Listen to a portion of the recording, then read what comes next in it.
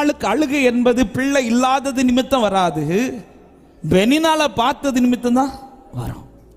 அப்ப ஆரம்பத்தில் அன்னாள் பிள்ளைக்காக ஜெபித்திருந்தாலும் இன்னொரு ரிக்வெஸ்ட் என்ன வச்சிருப்பா தெரியுமா? ஆண்டவர் ஒண்ணு என்ன இந்த வீட்டுல இருந்து மாத்துங்க, இல்லைன்னா இவளை இந்த வீட்டுல இருந்து. ஆண்டவர் செய்யல, அவ சொல்றதுக்கும் அலோவ் பண்றார், அவ சொல்றதையும் கேட்க வைக்கிறார். ஆமே. ஒரு நாள் வந்துச்சு, இந்த அன்னாள் சிரிச்சுட்டே வாரா. அன்னைக்கு வந்து சொல்லி பார்த்தா, அன்னைக்கு அன்னாள் அளவில்லை, சிரித்தாள்.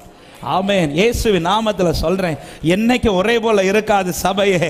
உன்னை பார்க்கிற கண்ணுக்கு முன்னாடி ஒரு அதிசயம் நடக்கும் என்று விசுவாசிக்கிறோம். ஆமென்.